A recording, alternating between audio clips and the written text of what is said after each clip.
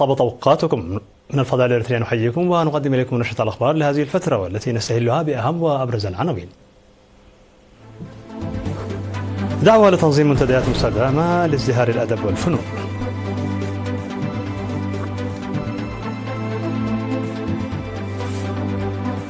دعوة لتشجيع ثقافة القراءة.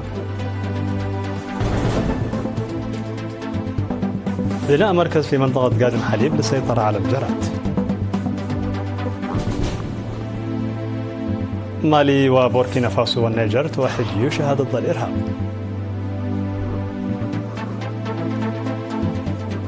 قمة ألاسكا تشهد محادثات مثمرة وبناءة دون اتفاق بشأن أوكرانيا. ارتفاع حصيلة الأمطار الموسمية بباكستان إلى مئات القتلى.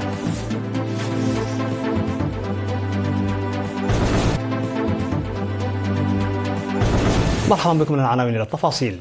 دعت الندوات المنظمة في مهرجان إريتريا 2025 لإجراء النقاشات حول أوراق بحثية تركز على الفن تحت شعار الأدب أساس كل الفنون، بالإضافة إلى مسابقات القصة القصيرة والشعر، دعت كلها إلى ضرورة الاستمرار في تنظيم منتديات نقاش تدفع بنمو وازدهار الأدب والفنون في البلاد.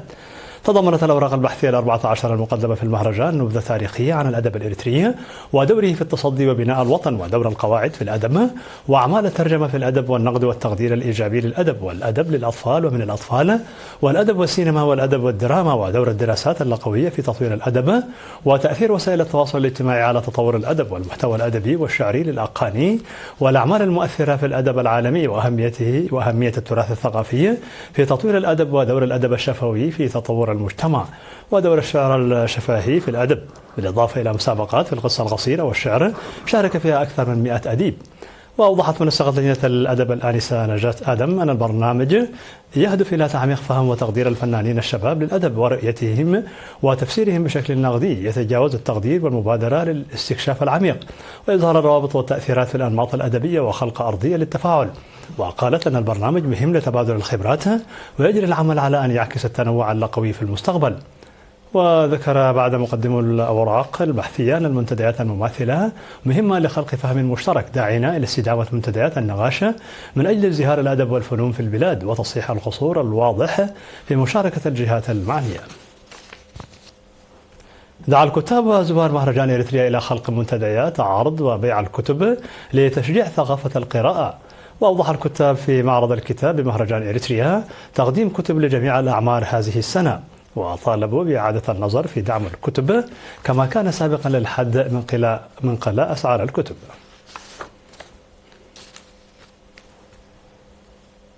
قامت وزارة الزراعة ببناء مركز للسيطرة على الجراد الصحراوي في منطقة قادم حليب بمديرية تفعبت. وأكد السكان والإدارة في مديرية تفعبت على أن المركز سيسهم كثيرا في السيطرة على آفة الجراد الصحراوي.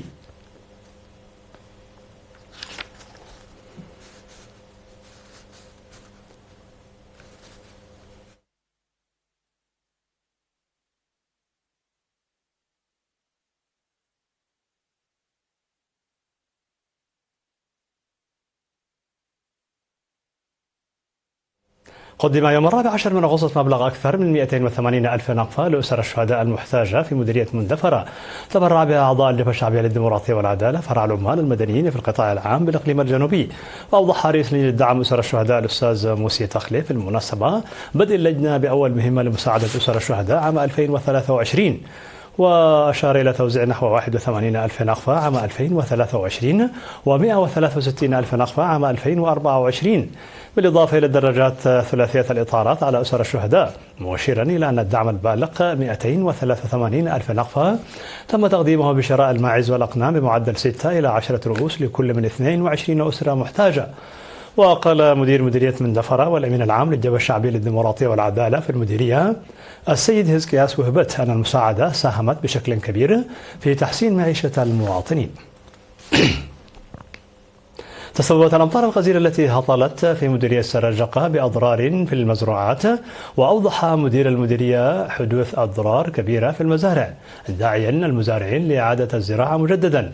وأوضح المزارعون بأنهم سيعملون لإصلاح الضرر بالزراعة مجددا. مشاهدينا الأفاضل، كانت هذه الأخبار الداخلية. فاصل قصير وأهلا فيكم بالأخبار العالمية، ابقوا معنا.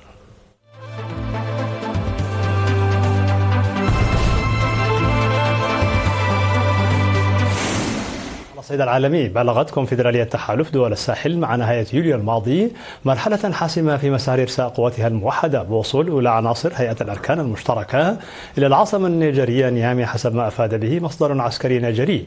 وأوضحت وسائل إعلام نقلا عن نشرة إخبارية للجيش النيجيري أن هيئة الأركان المشتركة التي تضم أطرا عسكرية من بوركينا فاسو ومالي والنيجر تعمل بشكل مكثف لاستكمال النصوص والإجراءات والترتيبات الضرورية لجعل القوى الموحدة للتحالف جاهزة للعمل بشكل كامل، تمهيدا لتحويلها في المدى القريب إلى فاعل أساسي في حفظ الأمن والاستقرار داخل الفضاء الكونفدرالي.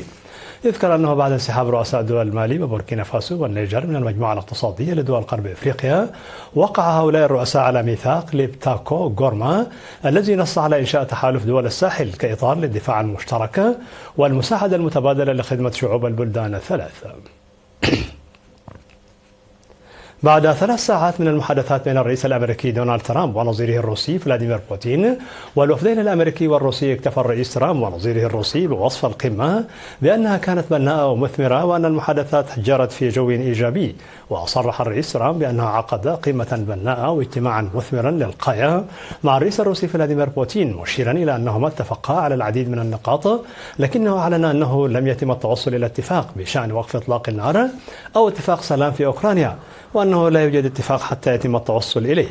وفي حديثه إلى جانب بوتين قال ترامب أن الخطوة التالية هي إحاطة الرئيس الأوكراني فلاديمير زيلينسكي وقادة آخرين بالمستجدات، لكن يبدو أن أمله في عقد قمة متابعة سريعة تضم بوتين وزيلينسكي لم تتحقق. وأشار بوتين في بداية المؤتمر إلى أن المفاوضات جرت في جو من الاحترام المتبادل وعلاقة الجيرة بين البلدين والتراث الكبير المشترك بين روسيا والولايات المتحدة في ولاية ألاسكا. تسببت الأمطار الغزيرة التي تتساقط في شمال باكستان في مقتل ما لا يقل عن 320 شخصا بحسب آخر حصيلة صادرة، بما يرفع عدد القتلى إلى أكثر من 600 منذ بدء الموسم الماطر الاستثنائي من حيث شدته في أواخر يونيو. ووقع أكبر عدد من الضحايا في ولاية خيبر بختونخوا الجبلية المحاذية لأفغانستان، والتي سجلت وحدها 307 حالة وفاة وفق ما أفادت به هيئة إدارة الكوارث المحلية، فيما تتواصل عمليات البحث لانتشار الجثث المطمورة تحت الركام. وقال محمد سهيل المتحدث باسم خدمات الطوارئ أن المئات من عمال الإنقاذ ما زالوا يبحثون عن ناجين في منطقة بونر الجبلية بإقليم خيبر بختونخوا. هذا وتسببت الأمطار الغزيرة والعواصف القوية في حدوث فيضانات عارمة وجرفت في طريقها كثيرا من المنازل. في الخبر الأخير، انطلق أول مهرجان عالمي للروبوتات البشرية في بكين بمشاركة 280 فريقا من 16 دولة بينها الولايات المتحدة الأمريكية وألمانيا واليابان. وتعد هذه الفعالية التي تجمع الروبوتات في منافسات رياضية منظمة على مدار 3 أيام الأولى من نوعها. وقد أقيمت المسابقات في الملعب البيضاوي الوطني للتزلج السريع المخصص سابقا لمنافسات الألعاب الأولمبية الشتوية عام 2022. وشهد الملعب منافسات في كرة القدم وسباق 400 متر والملاكمة، كما تحركت الروبوتات على أرض الملعب بخطوات متقطعة. وأكدت وسائل إعلام صينية محلية استنادا إلى مسؤول حكومي في بكين أن كل روبوت يشارك في هذه المسابقة يصنع تاريخا، في إشارة إلى الرمزية الكبيرة لهذا الحدث في سياق السباق العالمي لتطوير الروبوتات البشرية. هذا ويستمر المهرجان ل3 أيام، حيث سجل إقبال ملحوظ من الجمهور المحلي والأجنبي، مما يعكس الاهتمام المتزايد بمستقبل الروبوتات في الحياة اليومية. في نهاية نشر لكم تذكير بأبرز ما جاء فيها من عناوين.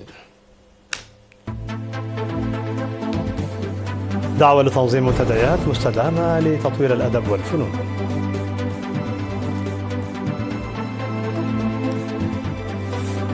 تقديم دعوة لتشجيع ثقافة القراءة لدى المواطنين.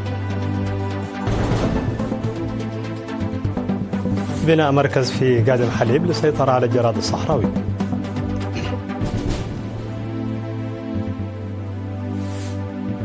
مالي وبوركينا فاسو والنيجر توحد جيوشها ضد الإرهاب.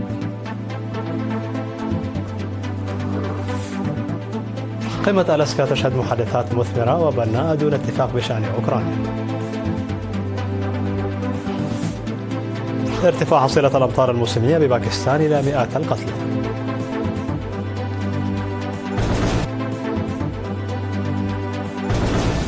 مشاهدينا الأفاضل، بهذا نكون قد وصلنا بكم إلى نهاية النشرة. شكرا على حسن المتابعة، دمتم في ألف خير.